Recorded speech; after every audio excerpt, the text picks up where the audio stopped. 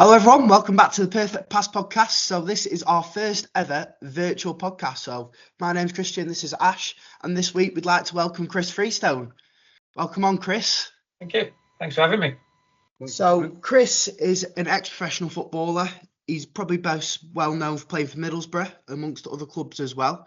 So as most people know, you can't really trust the internet for statistics, and I want Chris to explain his career in his own words.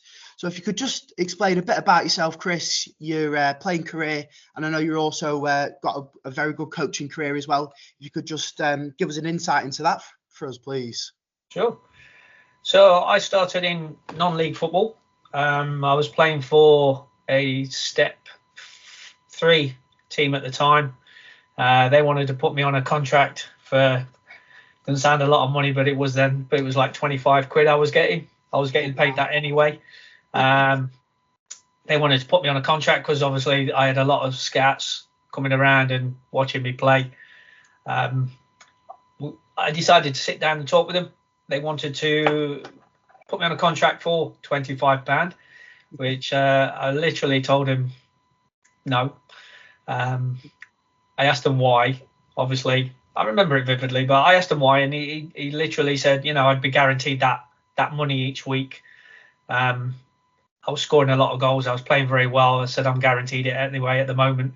So in the end, we kind of fell out a little bit, and I left and I dropped down about 3 leagues. So I was playing about Step 6, Step 7 just to enjoy it. Went to a local club, did really well there. The manager got a job at a team called Arnold Town, which was Step 4 at the time. So he took me with him. He was an ex-professional as well for Notts County in McCulloch. Oh. And then he got me some games playing in the old Pontins League for Grimsby Town, which I went and just travelled up there and played in their reserves for about a year and a half, trying to get a contract out of them. They then wanted to put me on a non-contract basis. Again, scouts were watching. I was going on trials at Leeds, Forest, Notts County, and a few other clubs as well. I asked them what the non-contract meant. It basically meant they'd pay me expenses. They wouldn't give me a wage. They reckon on that I could play in the first team and all of that sort of stuff. Wow. And again, I just literally told him, look, put me on a contract or don't put me on a contract. And I went back to my club, and I was playing for Grimsby, and I was playing for my club, Arnold, at the weekend. And then Middlesbrough came and watched me 7 times. In between those 7 times of them coming, like I said, I was going on trials at Forest and Leeds United and a few other clubs as well. And during those 7 times, I never had a trial for Middlesbrough. They just watched me play for Arnold. And I think the last game they came to watch me, I scored 7. We won 10-1, and I scored 7. That was on the Saturday, and on the Monday I'd signed. And that got me up to there. And the best thing about it is the old Pontins League was a men's league. It was a men's reserve football. It's miles, in my opinion, miles better than the 21s or the 23s, just because of the quality that you're going to play on a weekly basis in that Pontins League. We could play Man United. One week they could have all the kids out. Yeah. You could play Man United another week, and they could have the whole first team out. So there was no age gap with it, and anybody that was registered, anybody that was signed could play in that league. So great grounding for me. Middlesbrough in that Pontins League, so it was an easy step up because I've been playing for about a year and a half with Grimsby anyway. So I scored quite a lot of goals, and that was November 93. I signed for Middlesbrough, and by the end of that season, I was on the bench in the first team against Tranmere away. We won the league, won the old Division 1 at that time, which is the Championship now. I made my debut, got last 20 minutes against Tranmere in that game. Come the following season, I was a fringe player for a long while, on the bench, minutes here, a few minutes there, and stuff like that. And it took me Basically because we was in the Premier League, and we went from a small club at Ayerson Park to a big club at the Riverside, and attracting the names of, Juninho and Emerson and Ravanelli and people like that. Wow. Made it very difficult for me to break into that squad. When you've got a Champions League winner in Ravanelli, who's earning about 52 grand a week at that time, which was a hell of a lot. I know it's not a lot in football terms today, but at that time he was probably the highest paid player. And me trying to get him out of the side and get myself in there, even though I was scoring pretty much 2-3 goals a game in the reserves. Wow. It was difficult. So a lot of bench warming, should I say, in a few minutes here and there. And eventually I got my full debut against Sheffield Wednesday. That went very well. I got an assist and a goal on my debut, which again, I'm thinking I'm going to crack on there, kick on from there. And that was on, I think that was around Easter time. And that was a Friday. I actually looked that game up and it said April 1996. Is that true? That's the one, yeah. So it was around the Easter time. So I think it was around Good Friday time. So you play on the Friday, play on the Monday. I wasn't due to play on the Monday. They just thought it was too many games in too short a period for a younger player, if you like. But Jan Åge Fjortoft was ill. So I ended up playing at Tottenham away at White Hart Lane, which we drew 1-1. So who scored for Tottenham? You know what? I can't remember. You know, I'm a Tottenham fan, that's all. So just interested. Yeah, we should have won it, But it was a very difficult game for me because, as a striker that's always ever played with big players at that time, I always played beyond the big striker. So the big striker would hold the ball up. I'd go in behind and stuff like that because I was quick. And then all of a sudden we went to Tottenham away and we played a 1-4-5-1 formation. I was the one lonely striker up top on my own against Gary Mabbott and Sol Campbell. So it's literally like standing between the Twin Towers. I'm 5'10". Yeah. You know what I mean? They're about 6'4" each. So, and I'm trying to link up the play. It's a whole new role for me at that time. But, I did okay. And then again, trying to kick on from there again. And it was just few and far between, the games that I was getting. I needed to play regular. And in the end, I went on loan to Northampton. So originally I was going to go on loan to Notts County. Right. Sam Allardyce was the manager at the time. Wow. I got back to the ground to pick up my kit to go to. I was on my way to Notts County because my dad's a Notts County fan. I'm from Nottingham, so it was just a chance to go back home, really. And then I got an offer from Northampton, who were in the league above Notts County at that time, so I decided to go there. So I phoned Sam. I phoned Notts County, got in touch with Sam Allardyce, had a chat with him, told him my reasons why, and he was cool with it. Disappointed, obviously, but he was cool with it. And then I went to Northampton, went on loan there, scored in the first 3 games, I think, if I remember. And then they bought me from Middlesbrough. It wasn't, I didn't really want to go, but it was a chance to play regular football rather than sit on the bench. So I don't have any regrets. I love my time at Middlesbrough, but I love my time at Northampton as well. So I literally played every week, which was great. I think I scored about 20 goals that season. And then, new players come in and things change and stuff like that. I ended up going to, in the end, a couple of years later, I went to Hartlepool. So I was back in the Northeast again. And then did okay there, went on loan to a couple of places, went to Cheltenham, come back, stayed at Hartlepool for a bit, ended up going to Shrewsbury. So kind of moved around after the Northampton spell until it got to the stage where Shrewsbury wasn't working out that well. Kind of went, I started as a striker. He brought Nigel Jemson in. They played one up front. I ended up on the wing. And I'm getting judged on not scoring enough goals when I'm playing out of position. But it's one of those things. It is what it's football. Yeah.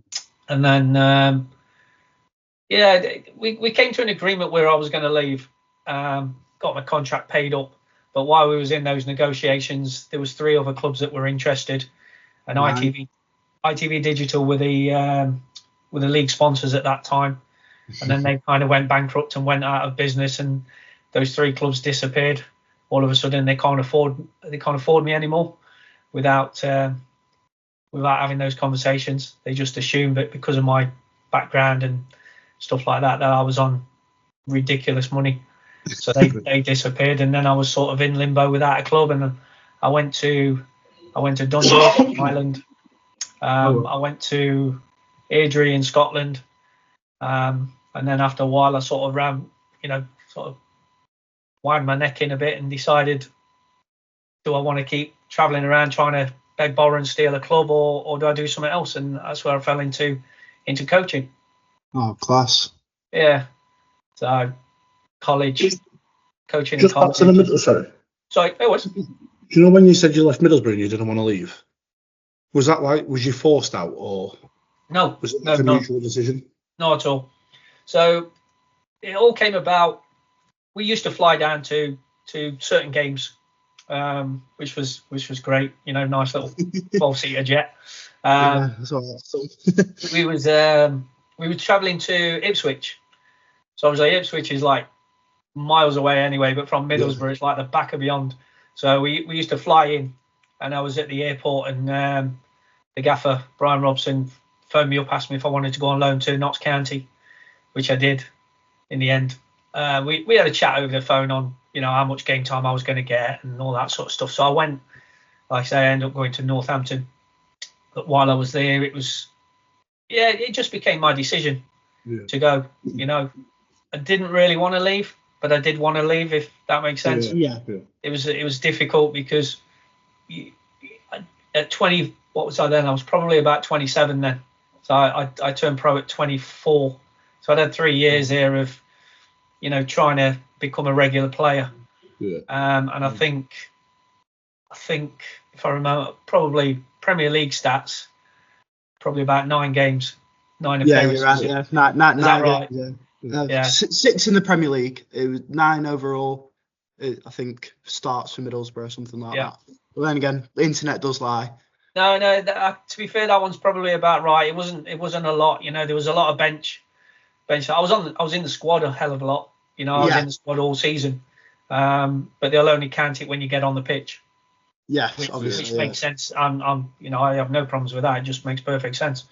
Yeah. I tell people all the time, you're not a pro until you played first team football and you're on the pitch. So, it was probably about that 9 games. And even when we went down to the Championship, it was quite early doors when I went to Northampton when we dropped down. Even though, the pre-season, I had a fantastic pre-season. I think I scored 6 goals in the pre-season. First game of the season, I'm back on the bench again. So it was totally my decision. I wasn't forced out at all. It was, What was it like as a coach, Brian Robson? He was new. He took over Middlesbrough when the club went into receivership, I think, or bankrupt, and Steve Gibson took over. I think they locked the gates at one stage, couldn't let the players in or anything, and then Steve Gibson bought it out, cleared off all their debts, and he brought Brian Robson in he just literally finished playing for Man U. Yeah. So he was still very, very fresh in the sense of he'd just been a player. And I think he was still classed, if I remember, he was still classed as a player manager when I first signed. So he had a good staff around it. He had Viv Anderson, another great player. Yeah. He had Gordon McQueen, another great player. Clayton Blackmore came in. He was just a player, wasn't a coach, but obviously that's 4 Man United legends, if you like, around him. And then the coach was a guy called John Pickering. Unbelievable, absolutely unbelievable coach. He was one of those coaches that, even it was probably in his 70s when I was there. He's passed away now, but he was probably in his 60s or 70s then. But he would travel all over the world and, watch teams go into clubs and watch them train, and then bring little bits back from everywhere and bring it into our training sessions. He was fantastic as a coach. He helped me no end, give me loads and loads of advice. He was brilliant, and Robbo and Viv, they played in training sessions more than they coached. If I'm honest, they didn't coach then. They managed. They managed Yeah, the players, yeah. they managed the team, and John did all the coaching, and it worked for us. You know, it was great. So I always take little bits from what I learned from John when I work with players. But yeah, it was fantastic time, absolutely awesome. That's good. And as I say, I kind of fell into coaching that way. Yeah. So bringing us on to the coaching, you've obviously had quite a very good coaching career. So tell us a bit about that. Yeah, I mean, I started in. I used to do community trust stuff with Notts County. Then I went in to do other things and went back into it. I got a job in a college in Mansfield, which I was one of the coach coordinators and NVQ lecturers. So the coaching side was great because college was great in that sense. They did their lessons and then they come and train with us. You know, it's almost like full-time football for them. You know, we trained every day, and it was brilliant in that sense. And then I ended up getting a job I worked in a school. I worked in a senior school, and then I worked and I did the school football team, which again is completely different. Got a lot of players that were very lucky not to get expelled, if you like, which tends to be about right for footballers. Yeah. They're not the brightest most of the time, so academically they're not great, but awesome footballers. And we won. I think we won the only cup the school's ever won, which was great. Still now. And then I got a job with the FA, which was in the skills program. It was called the Tesco Skills Program at the time, which was working with 5 to 11-year-olds.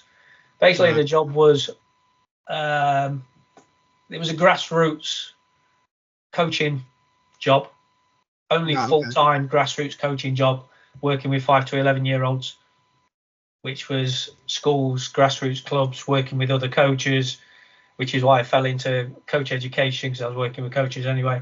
Holiday camps, all the stuff you've done. Yeah. You've done. Yeah, it's not exciting, but it is and it's not exciting. And then I got an opportunity while I was doing my coaching qualifications to work with England, one of the England sides, which was a learning disability side, as they called it then, learning difficulty side they call it now, which was pretty much open age, run exactly the same as the first team. There wasn't every age group then. There wasn't the 16s, 17s, 18s, 19s, etc. There was literally the 21s and the first team. So they had para football, blind football, learning difficulties football. They just had, I think, if I remember, their learning difficulties was their IQ had to be below a certain threshold for them to be eligible. And apparently at that time, the likes of Wayne Rooney and David Beckham were eligible, but obviously they weren't going to play for us. They played for the main team, obviously. I'm not saying they're thick, but apparently, I don't know. It was only a rumor that they were eligible based on IQ levels. So yeah, the English stuff was fantastic. You know, we had the bus, we had all the gear, we had video analysis software and everything else. It was run exactly the same as every team in the England squad. You know, we had an England manager who basically managed the timings, the schedules, which left us as coaches just to do the on the pitch stuff and the game stuff. So when we went to Sweden for the European Championships, he dealt with, you know, curfews and what time dinner was and all of that sort of stuff, and we did all the coaching and you know, spending hours in the analyst's room going through video footage and, you know, game planning for the next game and stuff like that. So we had a good start. We beat Sweden about 9-0, which was great for us. I think we won the next game. In fact, we won all our group games. We kind of faltered when we got Poland. Poland was because it was an open age tournament. A lot of our players were probably about 20-ish, 19, 20. We played Poland. Most of their players were about 30. Big old guys, you know. They'd seen us play, so they kicked a lot of our players about the pitch. Can imagine. It's difficult when, you know, players with learning difficulties to tell them not to get involved. Yeah. So they turned it into more of a battle rather than a game. So we kind of faltered there a bit. You know, we drew when we should have won, and in the end we ended up drawing Holland in the semi-final, who were the favourites. And our game against them should have been the final, to be honest with you. It was more exciting. We 2-0 down, got it back to 2-2. Oh, wow. Took it to extra time, missed a penalty in the second half of extra time. My striker, which I'll never, ever forgive him. Lovely lad. What was the penalty like? He put it over the bar. I think they're still looking for it now. But typical England, put it over the bar. Yeah. Holland went down the other end and scored and knocked us out. And we ended up playing in the third place playoff against France. Probably gave the best half-time. Sorry, not half-time. Probably gave the best pre-match team talk I've ever given in my life, because the lads didn't want to play. They were disappointed. They knew they should have been in the final. They knew we could have possibly won it. So a lot of disappointment there. But you know, we managed to get them up and we won 5-0 in the end. So they got the bronze. So we still got a medal for it. I do know a little bit about it because I had a friend.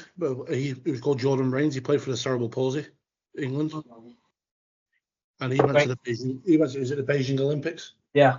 And he just said there. He said it was like just another level of an experience. It is. It's fantastic. He said really is. Like just said there, you got looked after and everything was planned out for you. Oh yeah. It was just really perfect. Yeah, they managed it. I mean, we had to keep giving the kit back, but we all managed to get a little something. I think I've still got some of mine now, so yeah, we all managed to get a little bit off the kit man. He wasn't happy, but you know, you got to take it when you can. Yeah, so we'll move on to some questions now. Absolutely fantastic playing and coaching career, just summed up then. So just a few questions about your career, your coaching career, and just a couple we're just generally interested in as well. So first one for me, who's the best player you've ever played against? Oh, God. I imagine you've got a few. Roberto Mancini, when he was at Sampdoria. Wow. That's a nice one. That's a good shout. Absolute legend. And I got his shirt as well. So, really? Yeah. He's still got it? Still not framed it yet. I've had it about 25 years. I've still not framed it. But yeah, for some reason I got his shorts as well. But I think somebody came to the changing room after the game and with his shorts and his shirt. So we swapped. He got mine. I don't know what he's done with it. He's probably just cleans his boots or his car with it. But yeah, I got his. Yeah, that's good. Have you got one, Ash? Yeah. So basically, I just wanted to know, like, who's the most well-known footballer like that you've met, like, you know, most famous kind of thing. David Beckham.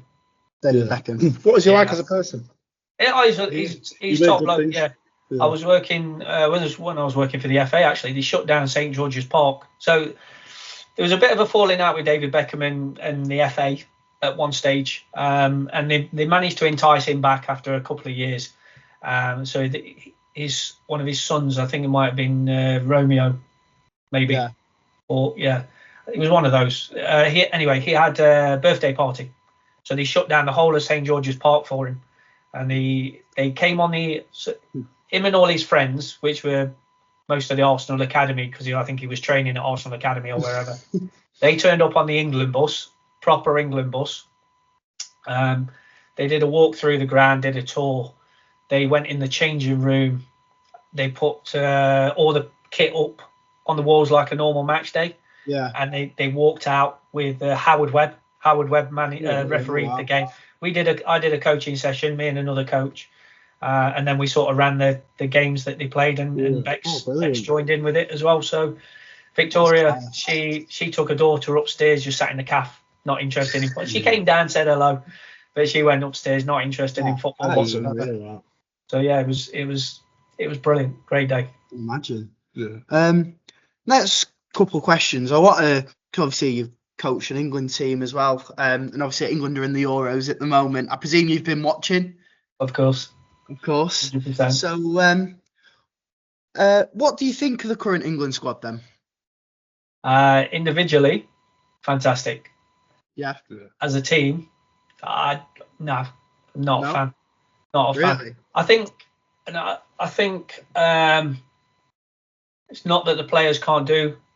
I think I look at the team sometimes and they're that caught up in, staying on the ball and keeping on the ball, which is part of this England DNA. I mean, I was part of it when it was all written originally, and they're very safe. They keep possession very well, but they don't, in my opinion, they don't keep possession with a purpose, which is to get the ball forward into that final third, score goals. I think sometimes we play it around the back too many times. We play it through the middle too many times, and then we go backwards too many times. Yeah. I don't think we take enough risks, and I think in a European competition we have to take risks. 100%. The best teams will win it. The best teams will win it, and they're prepared to take a risk. And I don't think England, as they are, will take that risk. We've got fantastic players. You've got one of the best players currently, young players in Jude Bellingham, and you can't get him on the ball enough. Yeah. We've got Saka, who's awesome down the wing. You've got the young players. I personally don't think the likes of Palmer and Mainu should start every single game because they're still young. Yeah. But they're well worth bringing them on with plenty of time. Maybe playing the odd game and then taking them out and then bringing them back in again. Maybe giving them half a game here and inject some energy into it. Definitely. And I think they're players of the future. But, everybody's screaming at them to start. But you've got Jude Bellingham, who's unbelievable. You've got Foden playing out of position. He's unbelievable. You've got Saka. You can't get him on the ball enough. He starts off for 20 minutes the other game. He was unreal, and then we stopped giving him the ball, and then we stick him at left back.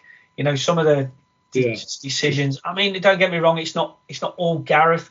He's the face. He's the name. But there's a lot of things that are going off in there, and even with Harry Kane as one of the greatest goal scorers for England ever, you either tell him to stay up front or get him off the pitch. I love him to be. I think as a striker myself, I think having him on the pitch, he'll always score your goals. But I think currently he's dropping deeper and deeper and deeper. And when he drops deeper, he gets in the way of Jude Bellingham, he gets in the way of Foden, he gets in the way of Saka, and then there's no outlet. Now the choice is either he drops in and they go beyond, or he stays up there and they drop in and get on the ball. Yeah. Neither of those things are happening at the moment. So as individuals, I'd be really excited. Very, very excited. And individually, they could win the tournament, but as a team, no, not a chance, not in my opinion. It sort of falls on a question as well, like, what do you think of Southgate's tactics? Like, his style of playing the tournament? Yeah, again, I'm not sure. I think some of the tactics seem to be getting early goal, and then, and this might come from the players, which they get nervous and they get panicky and they drop deep naturally. I mean, I think a reporter asked Gareth if that was the tactics, and he said no. And Gareth doesn't snap, but he snapped because obviously he's probably getting fed up of it. But somebody on the pitch is making decisions, and it might be, why are they nervous? Why are they scared? So if that's coming from the players, that might not be a tactical thing anyway, because once they get that goal, it just seems that they don't go for the second.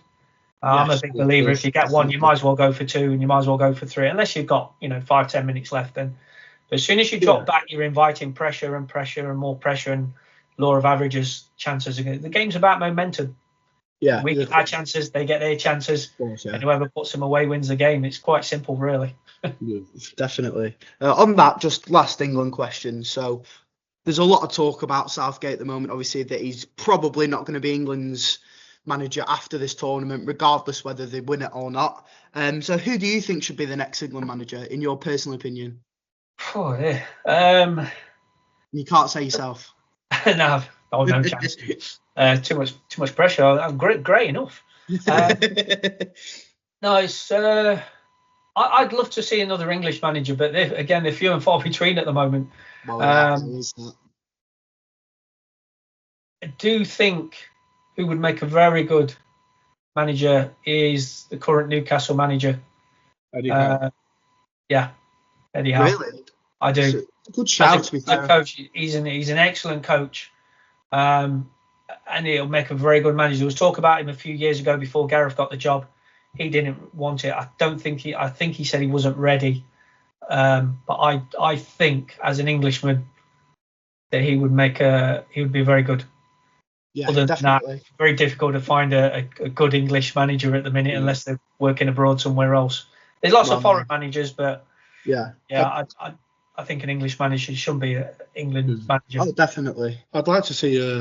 I don't think it will happen. It's a high chance it won't. Joe Guardiola, because obviously he's not going to be at Manchester City after next season.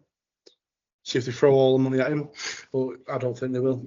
I think the biggest problem with Pep would be he needs a lot of time to work with a lot of players. He creates players, but he's on the pitch with them every single day. When in the international window is, it's a couple of weeks here and it's a couple of weeks there. Of course, definitely. I don't think he'd get enough time with them to do what he does for Man City, and that's why I don't think he'll ever do it. And that's the same with Jose and people like that. I don't think they'll do it, because when you've got them on the pitch every day, you can mould in your philosophy and everything else. You can mould them on a regular basis. When you've got a top quality manager like that, to only have them for 2 weeks, 3 weeks, and then try and do something for it. It's completely different. Tournament football is completely different. I experienced that with the England side that I did. We had them for 2 days, 3 days. We had them for before we flew out to Sweden, and we changed the whole formation. When I took over, they always played 1-4-4-2, but we had a fantastic winger, 2 brilliant strikers, quick strikers, but they couldn't head the ball. So I go, well, what's the point in having a winger who's going to cross the ball for people that can't head it? Of course, there's no point. So we changed to a diamond, and we put Royce at the top of the diamond because he could dribble and he could pass. And if he passed, our 2 strikers were better going down the middle. But to change a whole system from what they're used to into a diamond and get them to understand roles and responsibilities in 3 days, it's not easy. It's a lot of not a lot of time there at all, is there? There's not a lot of development in that. It's, I want you to do this. You do. You know what I said to you the other day on your session? You do this, you do that. This is what you stand here, you stand here. And it's a lot of that. And that's how Pep works with that. And to do that in sort of, a week and get them to play how the Man City are playing, the best. But who knows? I mean, you never know. He might fancy a challenge. Yeah, hopefully, Fingers crossed. Go on, Ash, your next question. So basically, I think this is the last question. No. I've still got a couple more. What's the best moment of your playing / coaching career? I think you might have answered one of them already. Yeah, so when I was a kid, I had two goals in life. One was to be a professional footballer, and one was to play at Wembley, which was the old Wembley.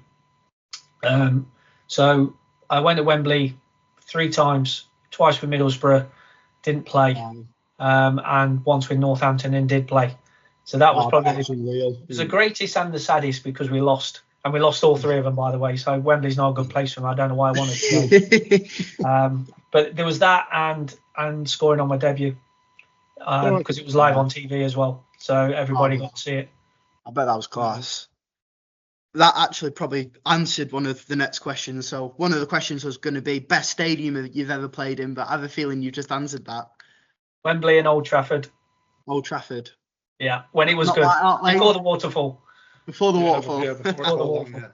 Yeah, I mean, when we played at Old Trafford, it was chucking it down. So it was obviously a good stadium then, because there was no waterfall then. I mean, I split my boots, so they were waterlogged. I know that much when I was warming up. But the stadium was fabulous. But yeah, my favourite would always be Wembley, because you had to be in a final to play at Wembley. Of course, yeah. Not like this one now where you get the semi-final and you've experienced it, it's great, it's all right. You go there again and it's like, oh, we've already been here now. Yeah, it's not the same. It was a one-off game. There's no other opportunity to get to Wembley, and you had to be the best to get there. So few people, I'm one of the few people that's played there. Quite a few people, but one that played there, and it was. I thought it was still a very good stadium then. Of course, yeah. Did you ever play at Main Road? I didn't.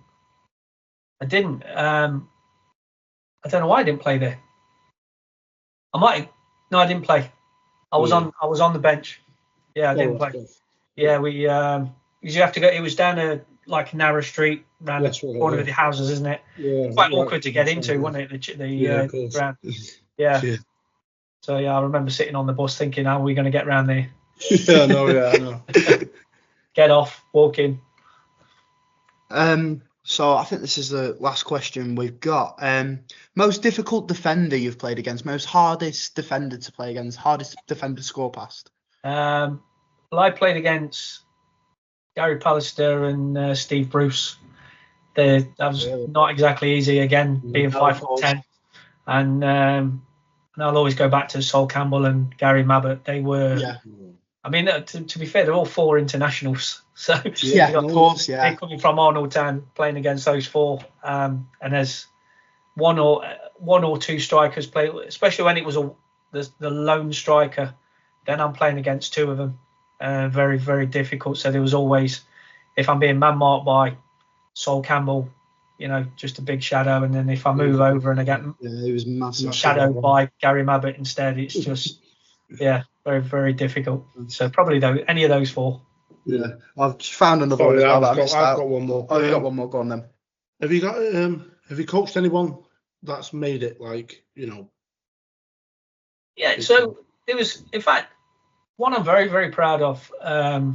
He was the Forest captain, Joe Worrell. He started with me. In fact, he started with me at under 7s, and he came to me as a goalkeeper. And then I put him. He played in goal. Back then there was no leagues or anything, so we always had to arrange a couple of games. So I played him in goal for one game, and then I played him out of goal as a defender in the second game. So lots of coaching. I think I was his first coach before he went onwards and upwards. Yeah. And I know when he was at the academy at Forest, he was struggling a little bit, or his dad thought he was struggling a little bit, and in fact his dad was considering taking him out, and I gave him some advice on keeping him in there. At least he'll get some good coaching, which paid off. And I saw him at the playoff final, working for the EFL. We was at the playoff final. So as he came down with the trophies, he saw me there, gave me a big sweaty hug. Which was great for in my suit. I was like, thanks, Joe. I was really proud of him. I thought he was really, really well. So yeah. Right. Last thing to finish up on. What advice would you give anyone that was either aspiring to be a professional footballer or a coach, like going into the coaching industry? What advice would you give them? Graft. Worked really, really hard. To be a player, you've got to sacrifice. I stopped drinking for 2 years and going, I was designated drivers because I could still go out with my mates at the time. That was really difficult. Holidays, watch what you eat and all of that. So just basically look after yourself and work really hard.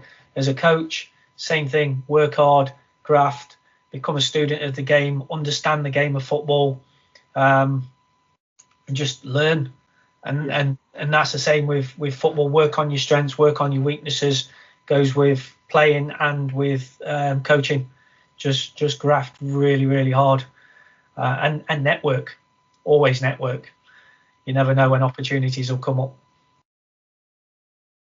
Yeah. Well, thank you very much for coming on, Chris. We really appreciate you. The first ex-professional we've had on. Hopefully we're going to get a few more. Yeah. No problem. Thanks a lot for coming on. Absolutely fantastic stories that you told us. It's been appreciated. Thanks a lot. And cheers, guys, for watching. I hope you've all enjoyed. And see you soon. Fabulous.